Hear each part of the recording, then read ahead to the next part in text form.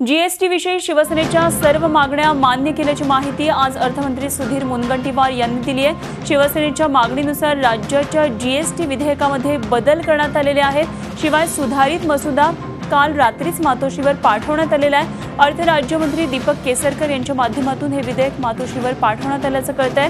मुंबई महापालिकेला केंद्र सरकारकडून जीएसटीचा निधी कमी असेल तर राज्य सरकार भरपाई देईल आणि त्या संदर्भात कायद्यामध्ये तरतूद करण्यात आली आहे। राज्य सरकारकडून पालिकेला दिल्या जाणाऱ्या निधीमध्ये दरवर्षी 8% वाढ करण्यात येणार आहे। जकातीचं उत्पन्न बंद झाल्यावर पालिकेला निधीची चणचण होऊ नये यासाठी शिवसेनेनं ताठर भूमिका घेतली होती आणि आता सरकारनं सगळ्या मागण्या मान्य केल्यावर सेनेकडे विरोधाचं समर्थन करण्यासाठी फारसा दारुगोळा राहिलेला नाहीये। आज संध्याकाळी होणाऱ्या मंत्रिमंडळ बैठकीमध्ये हे विधेयक सरकारला मान्य करून घ्यायचंय, त्यामुळे आता उद्धव ठाकरे यांचा काय फोन येतो याची वाट पाहिली जाते।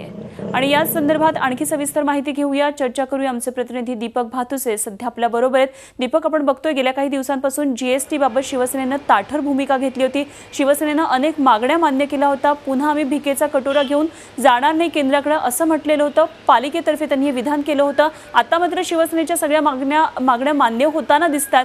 आता वेळ आहे ती केवळ उद्धव ठाकरेंचा निरोप काय येतोय पाहण्याची। काय नेमकं घडतंय?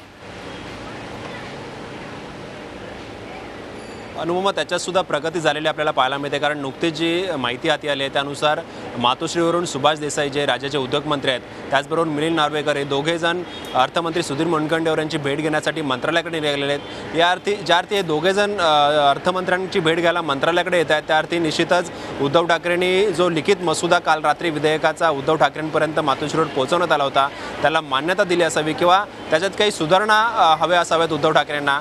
आता अर्थमंत्र्यांची चर्चा झाल्यानंतरच स्पष्ट होईल की शिवसेनेची आता पुढची भूमिका काय आहे। परंतु सरकारचा प्रयत्न की आज संध्याकाळी 6 वाजता जी मंत्रिमंडळाची बैठक होणार आहे त्या मंत्रिमंडळ बैठकीत हा मसुदा जो आहे जीएसटी कायद्याचा, राज्याच्या कायद्याचा, तो मंजूर करून घ्यायचा। कारण विशेष अधिवेशन जे 10 दिवसानंतर होतं आहे राज्याचा जीएसटीचा कायदा मंजूर करण्यासाठी, त्या अधिवेशनामध्ये शिवसेनेची भूमिका महत्त्वाची असणार आहे। कारण शिवसेनेने जर जीएसटीला पाठिंबा दिला नाही तर हा कायदा करणं सरकारला जड जाणार आहे। कारण विरोधक काँग्रेस किंवा राष्ट्रवादी काँग्रेस निश्चितच त्यावेळेला सरकारची अडचण करण्यासाठी शिवसेनेला साथ देऊ शकतात।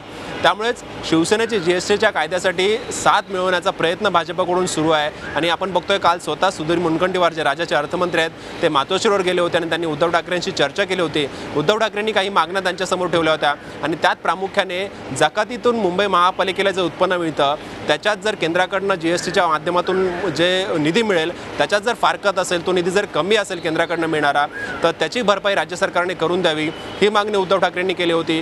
दुसरी मागणी होती की राज्य सरकारकडनं जीएसटीचा जो निधी दरवर्षी महापालिकेला, मुंबई महापालिकेला विशेषतः मिळणार आहे त्याच्यात 8% दरवर्षी वाढ करावी, ती मागणी सुद्धा मान्य करण्यात आलेली आहे। आणि या दोन्ही मागण्यांचा सुधारित विधेयकात समावेश करण्यात आलेला आणि हे विधेयक रात्री अर्थ राज्यमंत्री दीपक केसरकर यांच्या मार्फत मातोश्रीवर पाठवण्यात आलं होतं।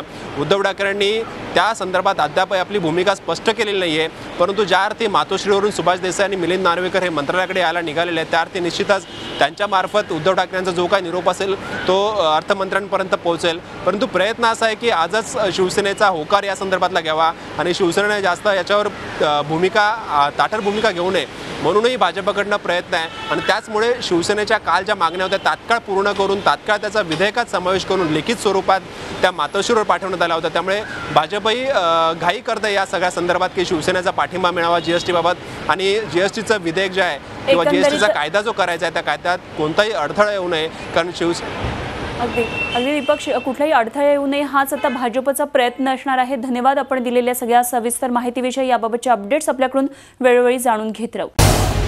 झी 24 तास रहा एक पाऊल पुढे।